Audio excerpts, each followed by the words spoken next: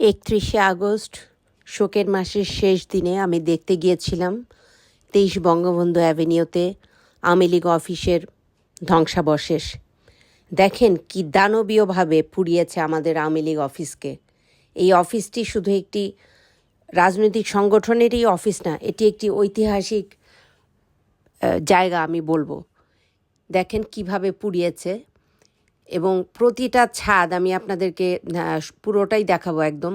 প্রতিটা ছাদ, এই যে প্রতিটা ঘর দেখেন, অফিস রুমগুলো, এই যে নিচের তালা, আমি প্রথমে আপনাদেরকে নিচের তালা দেখাচ্ছি, তারপরে আমি একে একে সব দেখাবো। প্রতিটা ছাদের ফ্যানগুলো, লাইটের পয়েন্ট, এই যে এখন আমি যে জায়গাটা আপনাদের দেখাচ্ছি এটা লিফটের জায়গা। লিফটের জায়গাগুলো এই যে ডান সাইডে আপনারা এখন দেখতে পাচ্ছেন।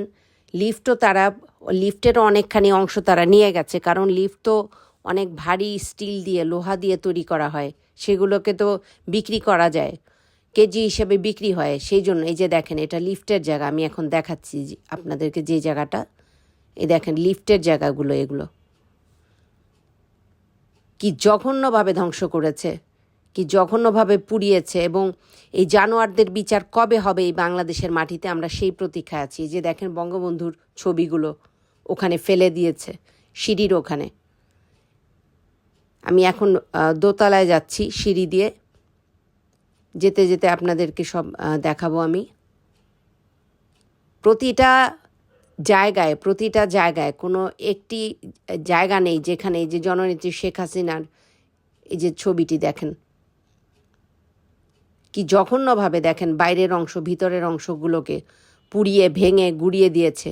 এই জানোয়ারদের পরিণাম যে কি হওয়া উচিত আমাদের বাংলাদেশে, ওরা তো মনে করেছে যে ওরা এখন উড়ছে, কিন্তু মুরব্বীরা একটা কথা বলে না, পিপিলিকার পাখা ওঠে মরিবার তরে। ওদের এই কর্মের পরিণাম উপর থেকে আল্লাহ পাক দেখছেন।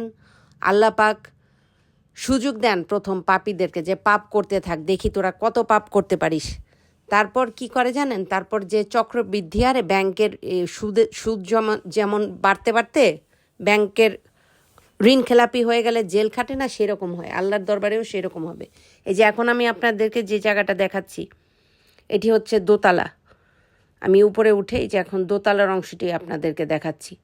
দেখেন প্রতিটা ছাদ, দেখেন প্রতিটা ছাদের থেকে ফ্যানগুলো চুরি করে নিয়ে গেছে, লুট করে নিয়ে গেছে ফ্যানগুলো বিক্রি করার জন্য।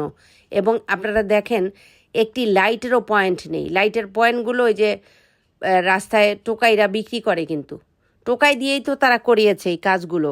মানে আন্দোলনের খোলসে টোকাই দিয়ে, ভাড়াটে টোকাই দিয়ে কাজগুলো করিয়েছে। এটা যাদের ন্যূনতম জ্ঞান আছে দেশ সম্পর্কে, রাজনীতি সম্পর্কে, তাদের বুঝতে কষ্ট হয় না, কারণ গলার জোরে অনেক কিছুই বলা যায়। বাস্তবতা যাদের বোঝার মতো জ্ঞান আছে বা স্বীকার করার মতো, এই যে দেখেন ছাদগুলো দেখেন, প্রতিটা ফ্যান খুলে নিয়ে গেছে চুরি করে, এগুলোকে মানে আপনার বিক্রি করবে, শেড দরে বিক্রি করবে। এটি দোতলার অংশ, দেখেন দোতলার পুরো তালাটিকে কিভাবে তারা ভেঙেছে। এবং আমি যখন এই যে দেখেন জননেত্রী শেখ হাসিনার এই যে ছবিটি, বঙ্গবন্ধুর ছবিটি, এবং আমি যখন এই ভিডিওটি করতে যাই ওই সময়ও আমি দেখলাম যে একজন মিস্ত্রি ছাদে বাড়ি দিয়ে রড খুলছে, একজনই ছিল ভিতরে। ওরা ছাদের রডগুলো এখন খুলে নিয়ে যাচ্ছে একে একে। একসাথে বেশি মিস্ত্রি ওরা এখানে নেয়নি, কারণ একসাথে বেশি লোক কাজ করলে চোখে পড়বে। একটা মিস্ত্রি, আমি যখন ভিডিও করছি তখনও সে ওখানে দাঁড়িয়েছিল দোতলায়, ভাঙতেছিল ছাদের রড খুলে নিয়ে যাওয়ার জন্য। তো সে আমাকে দেখে ভাবে যে আমি বোধহয় তার চেহারা ভিডিও করার জন্য গেছি। তো আমি তাকে আর কিছু না বলে আমি আমার কাজটা করি। তারপর আমি ভিডিও করাকালীনই সে বের হয়ে যায়, একজনই ছিল। এই যে দেখেন দোতলার সিঁড়িটা আমি আবার দেখাচ্ছি আপনাদেরকে। এই যে এখন আবার নিচে আমি চলে আসলাম।